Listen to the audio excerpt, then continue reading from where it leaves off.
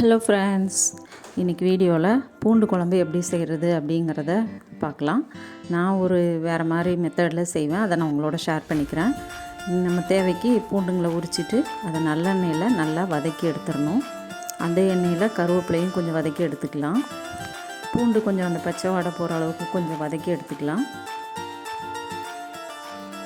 எவ்வளோ குழம்பு வைக்க போகிறீங்களோ அதுக்கு தகுந்த மாதிரி பூண்டு உரிச்சிக்கோங்க. நான் 2 பேருக்கு தகுந்த மாதிரி செய்கிறேன். பூண்டு நல்லா வதக்கி எடுத்துட்டேன். நல்லெண்ணெயில் செஞ்சோம்னா நல்லா டேஸ்ட்டாக இருக்கும். நல்லெண்ணெயில் நான் பூண்டை வதக்கி எடுத்துட்டேன்.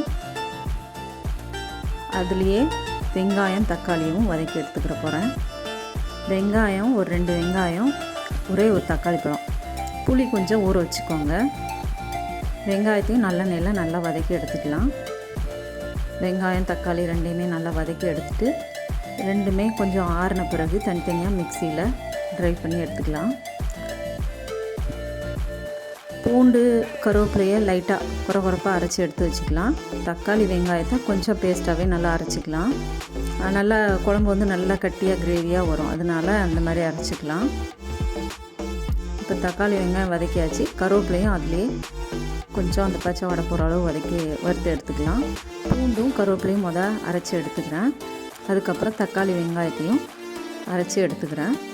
இப்போ அந்த வடைச்சட்டியை நல்லா கழுவிட்டு அதில் நல்லெண்ணெய் ஊற்றிட்டு கடுகு, உளுந்தம்பருப்பு, மிளகு கொஞ்சம், ஜீரகம் கொஞ்சம், பெருங்காயத்தூள் கொஞ்சம், வெந்தய பவுட்ரு ஆல்ரெடி நீங்கள் வறுத்து நுணுக்கி வச்சுக்கிட்டிங்கன்னா அது நல்லாயிருக்கும். வெந்தய பவுட்ரு கொஞ்சம், மிளகு தூள் போடலாம், மிளகும் போட்டுக்கலாம், கருவேப்பிலையும் போட்டு கொஞ்சம் ஒரு 10 பல் பூண்டு தனியாக இதில் போட்டு வதக்கிக்கலாம்.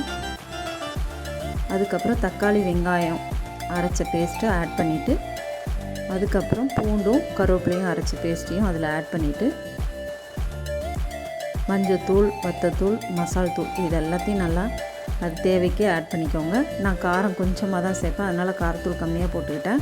காரம் நிறைய வேணுங்கிறவங்க அவங்கவுங்களுக்கு தகுந்த மாதிரி போட்டுக்கலாம். மசால் தூள் கொஞ்சம் மீடியமாகவே போட்டுக்கலாம், 1 ஸ்பூன் போட்டுக்கலாம். உப்பு தேவைக்கு போட்டுக்கலாம். எல்லாத்தையும் மிக்ஸ் பண்ணிவிட்டு புளி தண்ணி கொஞ்சமும் கரைச்சி ஊற்றிட்டிங்கன்னா அதை கொஞ்சம் லிக்விட் டைல்யூட் பண்ணிடுங்க. நல்லா கொதிக்கட்டும். அந்த எண்ணெய் பிரிஞ்சு வரும் பாருங்கள், அந்த ஸ்டேஜ் வர நல்லா கொதிக்கட்டும்.